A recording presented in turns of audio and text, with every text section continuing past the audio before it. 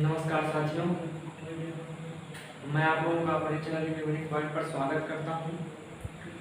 और मैं आज आप लोगों को जो है पास्ट कंटिन्यूअस टेंस अपूर्ण भूतकाल के नेगेटिव सेंटेंस के स्ट्रक्चर के साथ एग्जाम्पल करवाने वाला हूं।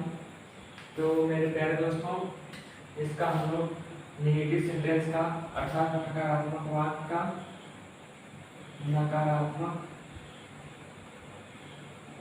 वाक्य का स्ट्रक्चर हम लिख रहे हैं। इसके बाद हम एग्जाम्पल को करवाएंगे दोस्तों। तो स्ट्रक्चर इसका क्या होगा, पहले हम लिखेंगे सब्जेक्ट। सब्जेक्ट के बाद क्या होता है हेल्पिंग वर्ब। हेल्पिंग वर्ब इसकी क्या होती है वाज और वेयर, वाज और वर। प्लस नेगेटिव सेंटेंस है तो नॉट का प्रयोग होगा। फिर मेन वर्ब का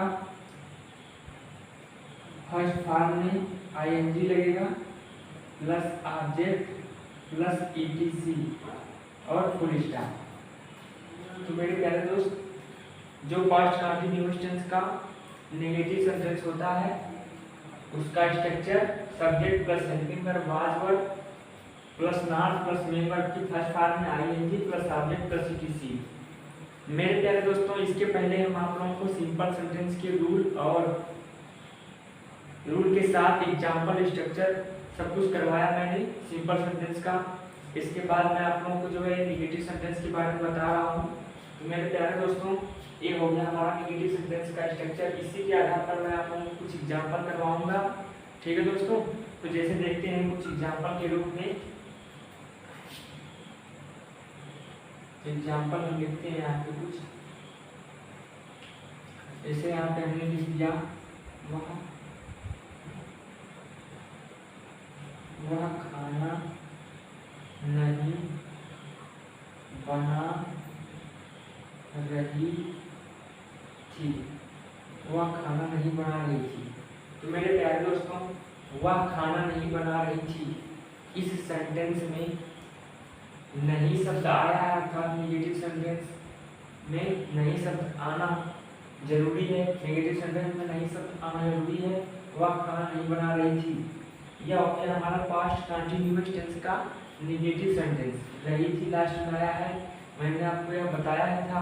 जिसके अंत में रहा था, रही थी, रहे थे आदि शब्द आते हैं, वह पास्ट कंटिन्यूअस टेंस होता है। और इसमें यह नेगेटिव सेंटेंस है, इसमें नहीं शब्द आएगा। मैंने स्ट्रक्चर यहाँ पे लिखा है, स्ट्रक्चर के आधार पर ही आप लोग किसका प्रयोग करेंगे, सेंटेंस को ट्रांसलेट करेंगे, तो इसका उपयोग करके करेंगे। इसमें दिया गया सर्वप्रथम सब्जेक्ट लिखने के लिए, तो हम सेंटेंस में पहले सब्जेक्ट को ढूंढेंगे दोस्त।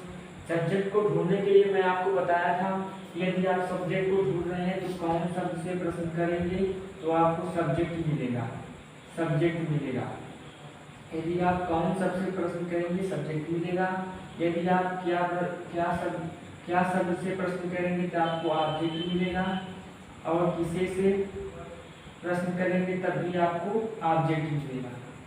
यदि आप क्या और किसे से प्रश्न करेंगे तो ऑब्जेक्ट मिलेगा, कौन से प्रश्न करेंगे तो सब्जेक्ट मिलेगा।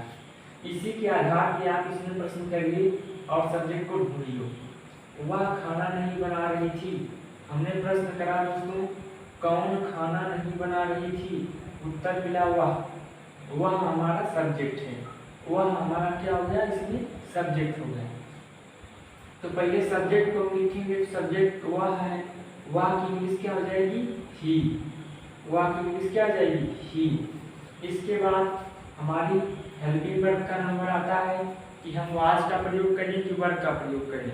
तो मेरे प्यारे दोस्तों, जो ये सेंटेंस होते हैं, जो ये टेंस होता है पास्ट कंटिन्यूअस टेंस, इसमें दो वर्ब होती है वाज और वर्ब। हमारा जो सिंगुलर सब्जेक्ट होता है ही, सी, इट और किसी का नेम, और आई के साथ हम वाज का प्रयोग करते हैं।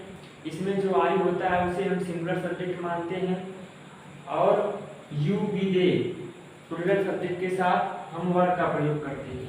तो यहाँ पे ही है तो ही के साथ हम वाज का ही प्रयोग करेंगे, ही के साथ हम वाज का ही प्रयोग करेंगे, हो जाएगा ही वाज। इसके बाद नेगेटिव सेंटेंस है, यहाँ पे नहीं आया है तो यहाँ पे नॉट का प्रयोग होगा ही होगा। इसके बाद जो है नॉट के बाद हमारा मेन वर्ब का नंबर आता है। मेन वर्ब के फर्स्ट फॉर्म में आईएनजी फॉर्म लगाएंगे। इसमें मेन वर्ब हमारा क्या है, जो सेंटेंस में काम होता है दोस्तों, ये हमारी मुख्य क्रिया होती है। इसमें काम हो रहा है बनाने का काम हो रहा है। तो बनाने के लिए हो जाएगी कुक, भोजन बनाने के लिए कुक लगता है। कुक का फर्स्ट फॉर्म कुक में आईएनजी लगा देंगे, हो जाएगा कुकिंग, क्योंकि यहाँ मेन वर्ब के फर्स्ट फॉर्म में आईएनजी लगाना है। पहले नंबर आता है सब्जेक्ट का, फिर हेल्पिंग वर्ब वाज वर्ब जैसे बीसीए का, फिर नॉट हो गया, फिर मेन वर्ब के फर्स्ट फॉर्म में आईएनजी हो गया। अब ऑब्जेक्ट का नंबर आएगा। तो ऑब्जेक्ट के नंबर में ही वाज नॉट कुकिंग। इसके बाद हम अभी बताए हैं क्या और किसे से प्रश्न करेंगे तो हमको ऑब्जेक्ट मिलेगा। आप इसमें क्या से प्रश्न करिए, वह क्या नहीं बना रही है, उत्तर मिला खाना। वह क्या नहीं बना रही है, उत्तर मिला खाना। तो खाना ही हमारा ऑब्जेक्ट है, इसको हम यहाँ पे लिखेंगे, हो जाएगा द फूड। क्या होगा, he was not cooking the food, he was not cooking the food. इस प्रकार से आप सेंटेंस को करेंगे, he was not cooking the food. इस प्रकार से ये हो गया हमारा सेंटेंस। अगला सेंटेंस देखते हैं दोस्तों, जैसे यहाँ पे दिया गया कि तुम मुझे कल नहीं पीट रहे थे, तुम मुझे कल नहीं पीट रहे थे। क्या सेंटेंस है, तुम मुझे कल नहीं पीट रहे थे। इस सेंटेंस में दोस्तों हम सब्जेक्ट को ढूंढेंगे। सब्जेक्ट को ढूंढने के लिए मैं आपको अभी बताया कि यदि आपको सेंटेंस में सब्जेक्ट को ढूंढना है दोस्तों, तो आप जो है कौन शब्द का प्रयोग करेंगे। यदि आपको वाक्य में सब्जेक्ट को ढूंढना है तो आप कौन शब्द का प्रयोग करेंगे। इस सेंटेंस में आप ढूंढिए, कौन लगाकर प्रश्न करिए, तुम मुझे कल नहीं पीट रहे थे। हम कह दिए कौन मुझे कल नहीं पीट रहे थे, आंसर मिल जाएगा तुम की इंग्लिश होती है यू हमारा सब्जेक्ट है। इसको हम क्या लिखेंगे, सबसे पहले लिखेंगे, हो जाएगा यू। इसके बाद हमारा नंबर आता है वर्ब का। वर्ब इसमें सिंगुलर लगाएंगे, प्लूरल ये हम देखेंगे। यदि हमारा जो सब्जेक्ट होता है वह सिंगुलर सब्जेक्ट होगा या आई होगा या ही सी इट और किसी का नेम होगा, तो इसमें हम सिंगुलर वर्ब अर्थात वाज का प्रयोग ही करेंगे। यदि हमारा सब्जेक्ट प्लूरल होता है अर्थात यू वी दे होता है, तो वहाँ हम वर्ब का प्रयोग करते हैं।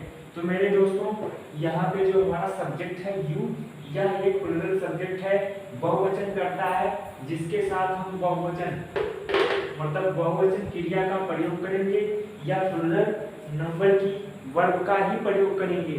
तो यहाँ जो हमारा यू के साथ वर्ब लगेगी, वर्ब लगेगी, हो जाएगा यू वर्ब। इसके बाद हमारा नंबर आता है नॉट का।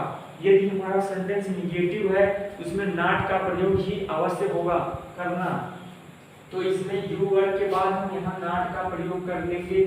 फिर हमारा नंबर आता है मेन वर्ब के फर्स्ट फॉर्म में आईएनजी वर्ब, आईएनजी का। तो हम इसमें पहले मुख्य क्रिया ढूंढेंगे, मुख्य क्रिया में आईएनजी लगाएंगे। तो जो सेंटेंस में काम होता है वही हमारी मेन वर्ब होती है, अर्थात मुख्य क्रिया वही होती है। जो सेंटेंस में काम होता है वही हमारी मुख्य क्रिया होती है। इस सेंटेंस में पीटने का काम हुआ है, यही हमारी मेन वर्ब है अर्थात मुख्य क्रिया है। तो इसी में हम आईएनजी फॉर्म लगाएंगे। तो हमको पहले पता होना चाहिए पीटने की इंग्लिश क्या होती है, बीट, BEAT।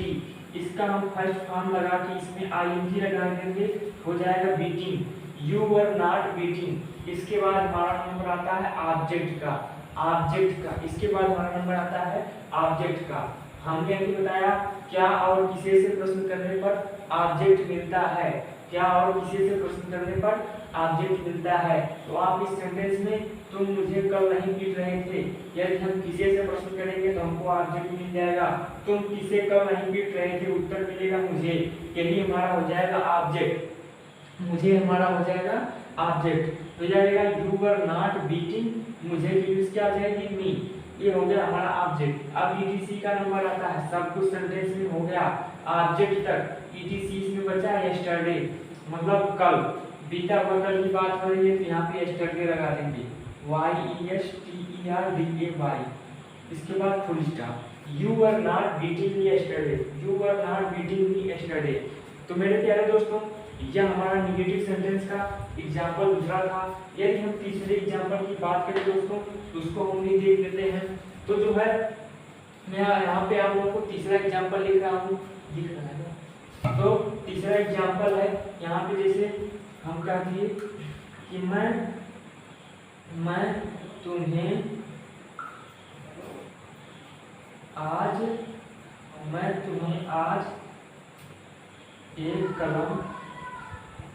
तुम्हें आज एक कलम नहीं दे रहा था। मैं तुम्हें आज एक कलम नहीं दे रहा था। यह सेंटेंस है, मैं तुम्हें आज एक कलम नहीं दे रहा था। मैं तुम्हें आज एक कलम नहीं दे रहा था। तो मेरे प्यारे दोस्तों, इसमें हम सब्जेक्ट को ढूंढेंगे। तो सब्जेक्ट को ढूंढने के लिए मैं बताया आपसे यहाँ पे कौन शब्द का प्रयोग करेंगे तो आपको सब्जेक्ट मिलेगा। तो मेरे प्यारे दोस्तों, यहाँ पे जो हमारा है, जैसे मैं तुम्हें आज एक कलम नहीं दे रहा था, हमने कह दिया कौन तुम्हें आज एक कलम नहीं दे रहा था, उत्तर मिलेगा मैं, तो यही हमारा हो जाएगा सब्जेक्ट, यही हो जाएगा हमारा सब्जेक्ट। तो मैं क्या है हमारा सब्जेक्ट, इसी को हमको लिखना है। सबसे पहले हम लिखेंगे आई के साथ हमारी कौन सी वर्ब लगती है, वाज। आई के साथ हमारी वाज वर्ब लगती है, आई के साथ हमारी वाज वर्ब लगती है। तो यहाँ लगेगी आई के साथ वाज वर्ब का प्रयोग। इसके बाद हमारा नंबर आता है नाट का। नाट इसमें आया है, इसलिए हम यहाँ नाट का प्रयोग अवश्य करेंगे। इसके बाद नंबर आता है मुख्य क्रिया का। सेंटेंस में जो काम होता रहेगा वही हमारी मुख्य क्रिया होती है, और उसके फर्स्ट फॉर्म में आईएनजी लगाना है। इसमें दोस्तों देने का काम हो रहा है, देने का। मैं तुम्हें आज एक कलम नहीं दे रहा था। देना की इंग्लिश होती है गिव के फर्स्ट फॉर्म में आईएनजी लगा देंगे, हो जाएगा giving. I was not giving. इसके बाद गिविंग के बाद आता है ऑब्जेक्ट का नंबर, मतलब मेन वर्ब के बाद आता है ऑब्जेक्ट का नंबर। तो ऑब्जेक्ट क्या और किसी से प्रश्न करने में हमें मिलता है सर दोस्तों। तो मैं तुम्हें आज एक कलम नहीं दे रहा था, इस सेंटेंस में आप किसी से प्रश्न करिए, आपको ऑब्जेक्ट मिल जाएगा। मैं किसे आज एक कलम नहीं दे रहा था, उत्तर मिला तुम्हें। मैं किसे आज एक कलम नहीं दे रहा था, उत्तर मिला तुम्हें। तो मेरे प्यारे दोस्तों यहाँ पे आई वाज नॉट गिविंग।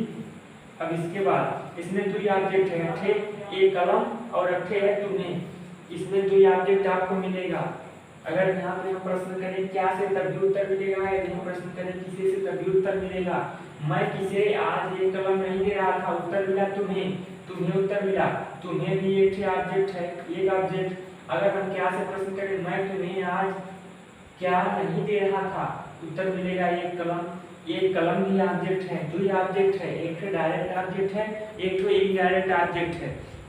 यदि आपको डायरेक्ट ऑब्जेक्ट और इनडायरेक्ट ऑब्जेक्ट एक साथ मिल जाते हैं तो आप वहाँ पे सबसे पहले इनडायरेक्ट ऑब्जेक्ट का प्रयोग करा करिए, इसके बाद डायरेक्ट ऑब्जेक्ट का प्रयोग करा करिए। तो यहाँ पे आई वाज नॉट गिविंग। अब आपको समझ में नहीं आता होगा कि डायरेक्ट ऑब्जेक्ट क्या होता है और इनडायरेक्ट ऑब्जेक्ट क्या होता है, तो मैं आपको उसको भी समझा देता हूँ कि डायरेक्ट ऑब्जेक्ट क्या होता है और इनडायरेक्ट ऑब्जेक्ट क्या होता है। आज मैं इसको आप लोगों को बहुत अच्छे से बताने वाला हूँ कि डायरेक्ट ऑब्जेक्ट क्या होता है और इनडायरेक्ट ऑब्जेक्ट क्या होता है। तो मेरे प्यारे दोस्तों, मैं यहाँ पे अभी इस सेंटेंस को लगाने के बाद मैं आपको ऑब्जेक्ट के बारे में बताऊंगा। तो तब तक इस सेंटेंस को देख लेते हैं। I was not giving you, या इनडायरेक्ट ऑब्जेक्ट, मतलब जो सजीव होता है उसे इनडायरेक्ट ऑब्जेक्ट कहते हैं और जो निर्जीव होता है उसे डायरेक्ट ऑब्जेक्ट कहते हैं। I was not giving you a pen हो जाएगा। अब देखिए, जो सजीव होता है वह इनडायरेक्ट होता है, जो निर्जीव होता है वह डायरेक्ट ऑब्जेक्ट होता है। I was not giving you a pen, और इसके बाद ईटीसी बच जाएगा हमारा टुडे। ये हो गया हमारा सेंटेंस। अब मैं यहाँ पे ये सेंटेंस आपको गलत बताया हूँ, जो आपको नहीं समझ में आया होगा। तो समझ में आया है, वह खाना नहीं बना रही थी, इसमें लड़की की बात करी गई है। तो यहाँ पे ही की जगह पे क्या हो जाएगा, सी हो जाएगा।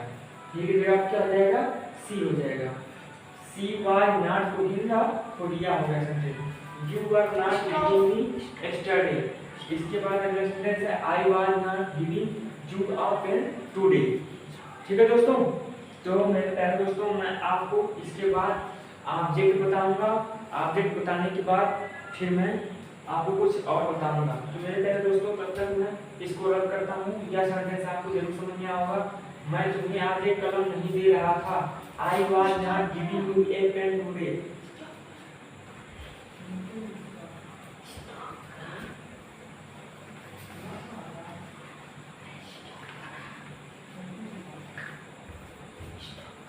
मेरे प्यारे दोस्तों, मैं इस क्लास को अभी एंड करता हूँ, फिर मैं आपको दूसरी क्लास में मिलता हूँ।